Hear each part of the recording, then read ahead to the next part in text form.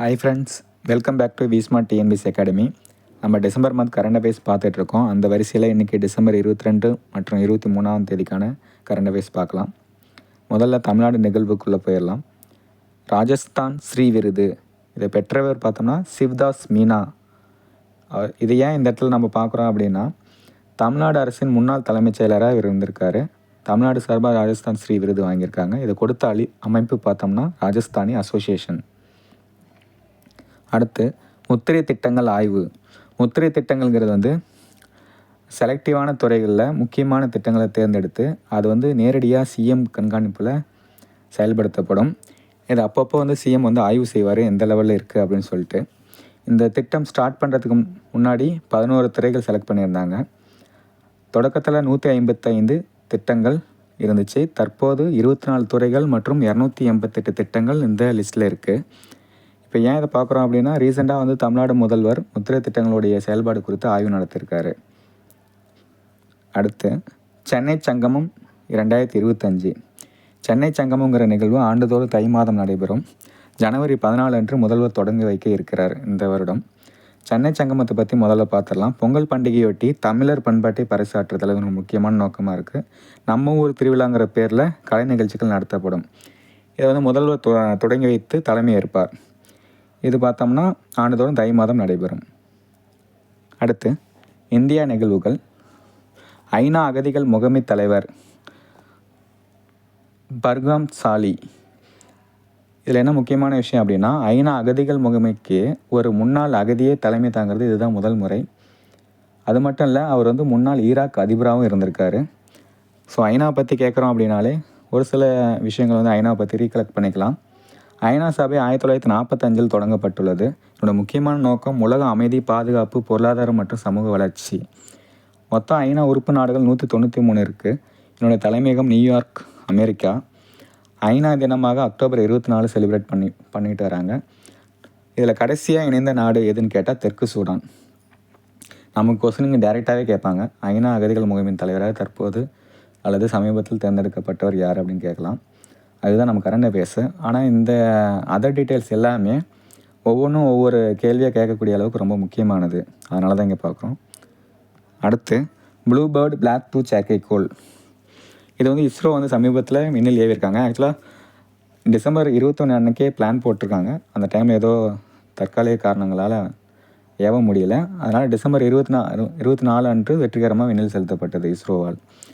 LV-M3 M6 Baahubali rocket மூலமாக விண்ணில் செலுத்தப்பட்டிருக்கு. ஸ்ரீஹரிகோட்டாவிலிருந்து செலுத்தப்பட்டது. இதோட முக்கியமான நோக்கம் என்னென்னா, நிலத்தடி செல்ஃபோன் டவர் இல்லாமலே நேரடியாக 4G 5G இணைய வசதி ஸ்மார்ட் ஃபோனுக்கு கனெக்ட் பண்ண முடியும் இந்த செயற்கைக்கோளை வச்சு. இது அமெரிக்காவை சார்ந்த செயற்கைக்கோள். ஆக்சுவலாக இது இந்திய மண்ணில் ஏவப்பட்ட செயற்கைக்கோளில் மிகவும் கனமானது. கிட்டத்தட்ட 6100 கிலோ எடை கொண்டது. இதில் நம்ம அடுத்ததாக இது ரிலேட்டடான இன்னொரு விஷயத்தை பார்த்தலாம். இஸ்ரோ தலைவர், தற்போதைய இஸ்ரோ தலைவர் யார் அப்படின்னா வி நாராயணன். நமக்கு கொஸ்டின் ப்ளூ பேர்டு பிளாக் 2 செயற்கைக்கோள் எப்பொழுது விண்ணில் ஏவப்பட்டதுன்னு கேட்கலாம். இல்லைன்னா எந்த ராக்கெட்டின் மூலம் விண்ணில் ஏவப்பட்டதுன்னு கேட்கலாம். எப்பொழுதுன்னு கேட்டால் டிசம்பர் 24. எந்த ராக்கெட்டுன்னு கேட்டாங்கன்னா LV-M3 M6 பாகுபலி ராக்கெட்டு. எந்த ஏவுதளத்திலேருந்து ஏவப்பட்டதுன்னு கேட்கலாம். ஸ்ரீஹரிகோட்டா. என்னோட முக்கியமான நோக்கம் கேட்கலாம். இல்லை நோக்கத்தை கொடுத்துட்டு எந்த செயற்கைக்கோள் ஏவப்பட்டதுன்னு கேட்கலாம். இந்த மாதிரி கொஸ்டின் எப்படி வேணாலும் கேட்பாங்க. அதனால தான் எந்த ஒரு கரண்ட் அஃபேர்ஸ் படித்தாலும் அட்லீஸ்ட் அது ரிலேட்டடு என்ன, எதற்காக பண்ணாங்க, அதனுடைய பயன் என்ன, நோக்கம் என்ன, இந்த மாதிரியான கீ பாயிண்ட்டு நம்ம ஞாபகம் வச்சுக்கலாம். டேரெக்டாக என்னன்னு மட்டும் படித்தோம்னா கண்டிப்பாக அது மறந்துடும் எக்ஸாம் டைமில். அதனால தான் அட்லீஸ்ட் ஒரு 2-3 பாயிண்ட்ஸ் நம்ம கொடுத்துட்ருக்கோம். அடுத்து பத்திரச்சந்தை குறியீடு மசோதா 2025. இது மக்களவையில் நிதியமைச்சர் நிர்மலா சீதாராமன் அறிமுகப்படுத்தியிருக்காங்க. இதனுடைய முக்கியமான நோக்கம் பத்திரச்சந்தை சட்டங்களை ஒருங்கிணைத்தல் மற்றும் நவீனமயமாக்குதல். முக்கியமான பத்திர சட்டங்கள் என்னென்ன இருக்குது ஆல்ரெடி அப்படின்னு பார்த்தோம்னா, பத்திர ஒப்பந்தங்கள் ஒழுங்குமுறை சட்டம் 1956, இந்திய பத்திரங்கள் மற்றும் பரிவர்த்தனை வாரியம், அதாவது செபின்னு சொல்லுவோம் இல்லையா, 1992 இந்த சட்டம் போட்டிருக்காங்க. அது மட்டும் இல்லாமல் வைப்புத்தொகை சட்டம் 1996. இந்த 3 முக்கியமான சட்டங்களும் ஒருங்கிணைத்து செயல்படுத்தும் பொழுது இன்னும் எளிமையாக இதை கையாள முடியும் அப்படிங்கிறது தான் என்னுடைய நோக்கம். அடுத்து விக்சித் பாரத் ஊரக வாழ்வாதார மற்றும் ஊரக வேலைவாய்ப்பு திட்டம். இதை வந்து விப்ஜி ராம்ஜி அப்படின்னு சொல்கிறாங்க சிம்பிளாக. இது மகாத்மா காந்தி ஊரக வேலைவாய்ப்பு திட்டத்துக்கு பதிலாக இது வந்து அறிமுகப்படுத்தப்பட்டுள்ளது. மகாத்மா காந்தி தேசிய ஊரக வேலைவாய்ப்பு திட்டம் பார்த்தோம்னா 2005 அறிமுகப்படுத்தியிருப்பாங்க. அதற்கு பதிலாக இந்த திட்டம் வந்து செயல்படுத்தப்படுது. முக்கியமான நோக்கம் வந்து அந்த திட்டத்தை மறுகட்டமைப்பு செஞ்சு சீர்திருத்தம் செஞ்சு இன்னும் முக்கியமான சில வசதிகளை மக்களுக்கு ஏற்படுத்தி கொடுக்கறது அப்படிங்கிறது தான். இன்னும் முக்கிய அம்சங்கள் என்னென்னு பார்த்தோம்னா, வேலை நாட்கள் வந்து 100லேருந்து 125 அதிகரிப்பு. முதல்ல 100 நாட்கள் வேலை நாட்களாக இருந்தது, இப்போ 125 அதிகரிச்சிருக்காங்க. கூலி தாமதத்திற்கான அபராதம். இப்போ வந்து இந்த திட்டத்தில் 100 நாள் வேலையில் வந்து கூலி தரத்துக்கு லேட்டாக ஆனிச்சுன்னா அதுக்கான ஃபைனோடு சேர்த்து கொடுக்குறதா இருக்காங்க. மொத்தம் 1.5 crore இப்போதைக்கு ஒதுக்கியிருக்காங்க. நிதி பங்கீடு பார்த்தோம்னா மத்திய மாநில அரசுகள் வந்து 60:40ங்கிற ரேஷியோவில் வந்து நிதி பங்கீடு செஞ்சுக்குவாங்க. இந்த டாபிக் வந்து கிட்டத்தட்ட டிசம்பர்லேயே ஒரு 4-5 டேஸாக வந்து ரிப்பீட்டடாக இது ரிலேட்டடான நியூஸ் வந்துக்கிட்டு இருக்கு. இதுக்கான எதிர்ப்புகளும் தெரிவிச்சிட்ருக்காங்க. ஆனால் நம்ம திட்டத்தில் இருக்க நன்மையை மட்டும் பார்க்கறதுனால நம்ம இதை வந்து கண்டிப்பாக எக்ஸாமில் எதிர்பார்க்கலாம். அடுத்து ஆப்ரேஷன் ஹாக் ஐ அமெரிக்கா. இந்த ஆப்ரேஷனை செயல்படுத்துறது அமெரிக்கா. சிரியாவில் ISIS அமைப்பினர் அவர்களின் ஆயுத தளங்களை அகற்றுவது தான் அதனுடைய முக்கியமான நோக்கம். அமெரிக்க சிரியா வாகன தொடரணி மீது மேற்கொள்ளப்பட்ட தாக்குதலுக்கு பதிலடி. ரீசனாக வந்து அமெரிக்க சிரிய வாகன தொடரணி மீது தாக்குதல் நடந்திருக்கு. அதுக்கு சந்தேகத்துக்கு இந்த ISIS அமைப்பினர் காரணமாக இருக்கலாம்னு சொல்லிட்டு அவங்களுடைய இருப்பிடத்தை வந்து துல்லியமாக ஆராய்ந்து ஆயுத தளங்களை அகற்றுதல் அப்படிங்கிறது தான் அமெரிக்காவோட நோக்கம்.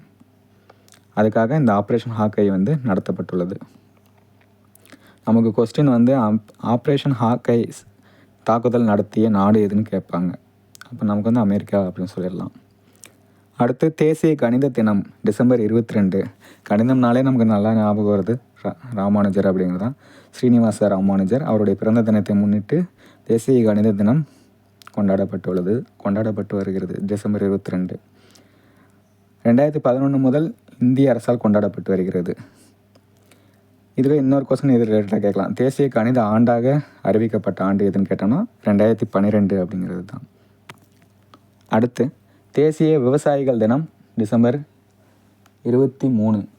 இதனுடைய முக்கியமான நோக்கம் தேசிய வளர்ச்சியில் விவசாயிகளின் பங்களிப்பை கௌரவித்தல் மற்றும் முன்னாள் பிரதமர் சௌத்ரி சரண் சிங்கின் பிறந்த தினத்தை கொண்டாடுதல். ஆக்சுவலாக சரண் சிங் பிரைம் மினிஸ்டர் பார்த்தோம்னா நிறைய விவசாயம் சார்ந்த திட்டங்களை கொண்டு வந்திருக்காரு.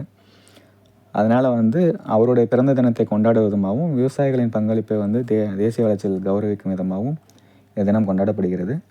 சரண் சிங் பற்றின சில டீட்டெயில்ஸ் பார்த்துடலாம். பிரதமர் ஃபசல் பீமா யோஜனா, பிரதமர் கிசான் மன்தன் யோஜனா, இதெல்லாம் வந்து சென்ட்ரல் கவர்மெண்ட்டு விவசாயத்திற்காகவும் விவசாயிகளுக்காகவும் முன்னெடுக்கப்பட்ட முக்கியமான திட்டங்கள்.